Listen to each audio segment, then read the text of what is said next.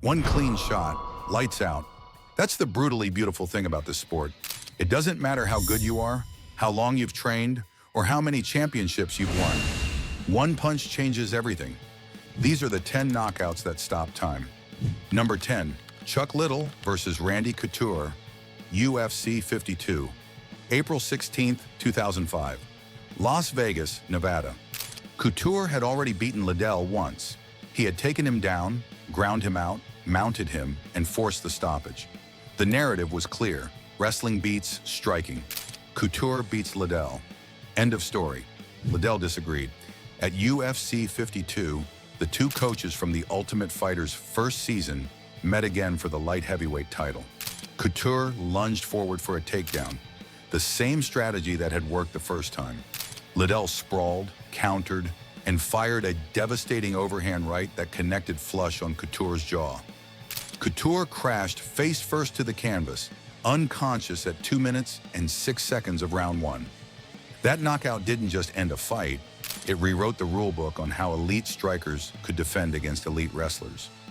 Liddell became the face of the UFC, the knockout artist who proved that if you couldn't take him down, you simply couldn't beat him. It was the knockout of the year for 2005, and it sparked one of the greatest rivalries the sport has ever seen. That one cracked the list because of what it meant for the sport's evolution, but the next one? This one is pure poetic justice. Number 9, Gabriel Gonzaga versus Mirko Cro Cop, UFC 70, April 21st, 2007, Manchester, England. Mirko Cro Cop was the most feared striker on the planet. For years in Pride FC, he had knocked out or knocked down virtually every heavyweight who stepped in front of him. His left high kick was legendary, so dangerous it had its own saying. Right hand, hospital. Left kick, cemetery.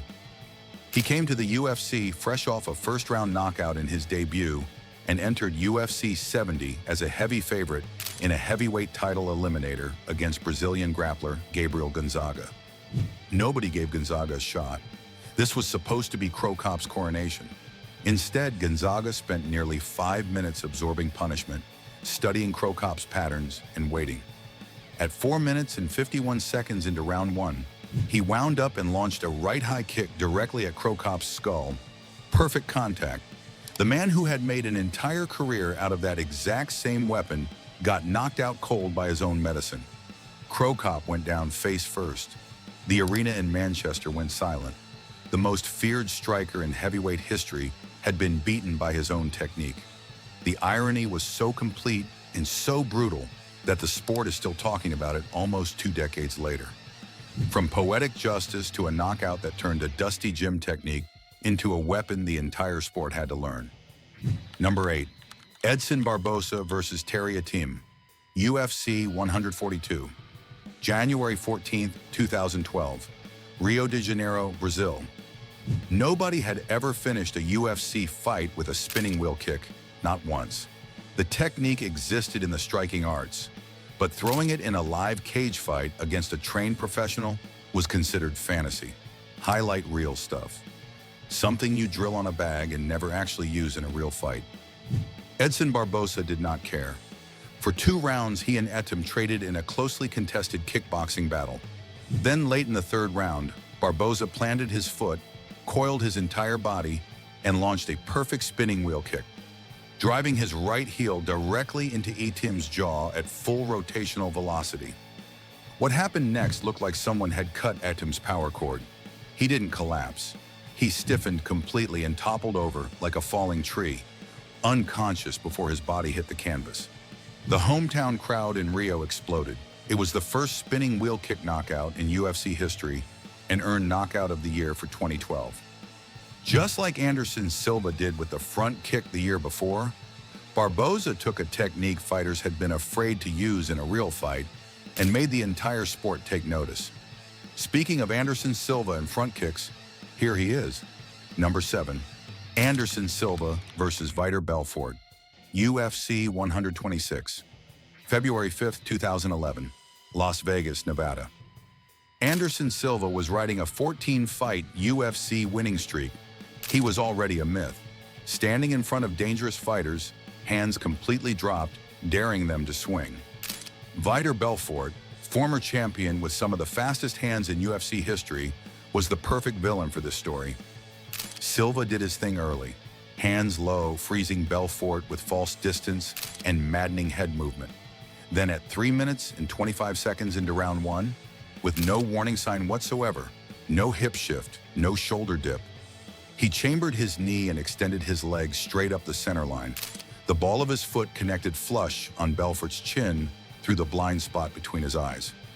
Belfort was out before he hit the canvas. Before that night, a front kick to the face was considered embarrassing in MMA. After that night, it was a weapon.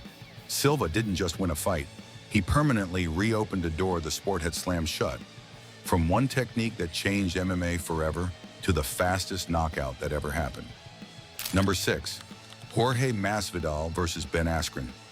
UFC 239, July 6, 2019, Las Vegas, Nevada. Ben Askren came in undefeated and completely insufferable about it. Elite wrestler, smothering style, and a mouth that never stopped running. He was convinced he'd drag Masvidal to the ground and make it boring. He said it publicly, repeatedly, with a smile on his face. Masvidal wasn't laughing. His team had scouted Askren obsessively. They knew his instinct at the opening bell was always the same. Drop the head and shoot the moment he felt forward pressure. So they built a trap around that one habit. The bell rang. Masvidal sprinted forward. Askren did exactly what he always does. Dropped his head and lunged. Masvidal planted and launched himself into the air, driving his knee directly into Askren's incoming chin. Two bodies at full speed, meeting at one point. Askren was unconscious before he reached the ground, his arms locking up in the fencing response. A neurological sign that his brainstem had taken severe trauma. 5 seconds. The fastest knockout in UFC history. That moment launched Masvidal into a new stratosphere of fame overnight. The UFC literally created a new championship, the BMF title, just to capitalize on what had just happened. From 5 seconds to a finish that came with 56 seconds still left on the clock. Number 5, Leon Edwards versus Kamaru Usman. UFC 278, August 20th, 2022. Salt Lake City, Utah. Usman walked in as the #1 pound-for-pound fighter on earth. 15 consecutive UFC wins, dominant champion. He was controlling the fight round after round in the thin altitude air of Salt Lake City, outworking Edwards on every scorecard. Heading into the 5th and final round, Edwards needed a finish. A decision wasn't going to cut it. He needed a miracle. What he delivered was a trap. Throughout the entire fight, Edwards had been quietly cataloging one specific defensive habit. Every time he faked his straight left hand, Usman reflexively dipped his head down and to the right to avoid it. Same reaction every single time. Like clockwork. At 4 minutes and 4 seconds into round 5, with barely a minute left on the clock, Edwards set the trap for the last time. He jabbed to establish range, then faked the straight left. Usman's head dipped down and to the right, exactly as predicted. His guard dropped to parry a punch that was never coming. Edwards never threw the left hand. Instead, he transferred his weight and whipped a left high kick directly into the space Usman was moving his head into. Shin met skull at full force. Zero protection. Usman crashed to the canvas instantly, eyes wide open, staring blankly at the arena lights. One of the most disturbing and unforgettable images in UFC history. In 1 second, a 15-fight winning streak was over. The #1 pound-for-pound fighter on the planet had been switched off with 56 seconds left on the clock. That was a trap 5 rounds in the making. The next one was a trap built over an entire world tour. Number 4, Conor McGregor versus Jose Aldo. UFC 194, December 12, 2015, Las Vegas, Nevada. Jose Aldo was undefeated for 10 years, the only featherweight champion the UFC had ever known. He had dismantled every challenger thrown at him with suffocating pressure and vicious, debilitating strikes. Nobody came close. Then McGregor showed up and decided to destroy his mind first. Over a 10-city global press tour, McGregor made it deeply and furiously personal. He snatched Aldo's belt right off the press conference table, mocked him publicly, told the entire world Aldo was scared. By fight night at the MGM Grand Garden Arena, the tension was suffocating. Aldo was furious, and that fury was exactly what McGregor wanted. When the bell rang, Aldo did something completely out of character. Instead of his usual patient, calculated game, he blitzed forward aggressively. A left hook feint followed by a hard straight right, a combination designed to end the fight immediately. McGregor leaned his torso backward, slipping outside the right hand by millimeters, and simultaneously fired his straight left counter directly down the center. Aldo was sprinting into it. His own forward momentum doubled the impact. Two forces meeting at the same point, his chin at the exact same moment. At 13 seconds into round one, the fastest title fight finish in UFC history, Aldo fell face first onto the canvas before he even registered the punch had landed. 10 years of dominance, 13 seconds. That counter left hand launched McGregor into becoming a global phenomenon. But our number three turned the UFC itself into a mainstream American institution. Number three, Chuck Liddell versus Tito Ortiz. UFC 66, December 30th, 2006. Las Vegas, Nevada. This one was personal, deeply, publicly, savagely personal. Liddell and Ortiz had trained together, fallen out spectacularly, and spent years exchanging barbs in the media. Ortiz had avoided fighting Liddell for years during his title reign, citing injuries and contractual disputes. By the time this rematch happened on New Year's Eve 2006, the bad blood had been simmering for years, and the whole country was tuned in. Ortiz brought everything he had. His wrestling was relentless. Takedowns, grinding, wearing Liddell down round after round. He was making it a hard fight all the way into the third round. Then at 3 minutes and 59 seconds of round three, Ortiz shot for another takedown. Liddell sprawled perfectly and connected with a right hook flush on the jaw. Ortiz went down, and Liddell swarmed with follow-up punches until the referee pulled him off. That night drew over 1 million pay-per-view buys, the first UFC event to ever crack that number. Liddell and Ortiz didn't just settle a personal feud. They proved MMA could compete with boxing at the very top of mainstream American sports. That finish made history on a business level. Our number two made history on a completely different level. It was one of the most dominant, visually stunning performances a human being has ever put on in a combat sports arena. Number two, Anderson Silva versus Forrest Griffin, UFC 101, August 8th, 2009, Philadelphia, Pennsylvania. Forrest Griffin was no pushover. He was the Ultimate Fighter Season 1 winner, a former light heavyweight champion, and one of the most beloved and toughest fighters in the sport. He had grinded out wars against elite competition and never backed down from anyone. He was 19-6 heading into this fight and a legitimate threat in the division. Anderson Silva was the middleweight champion moving up a weight class. Nobody was quite prepared for what was about to happen. Griffin came forward throwing punches. Silva didn't move his feet. He moved his head.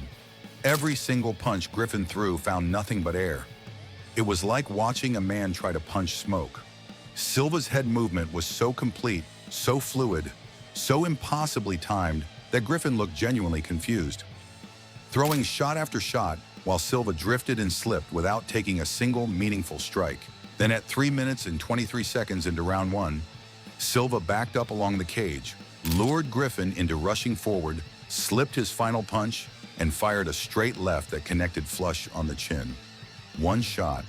Forrest Griffin, one of the toughest men in the entire division, turned and literally ran toward the cage before his legs gave out, and he crumpled face first to the canvas.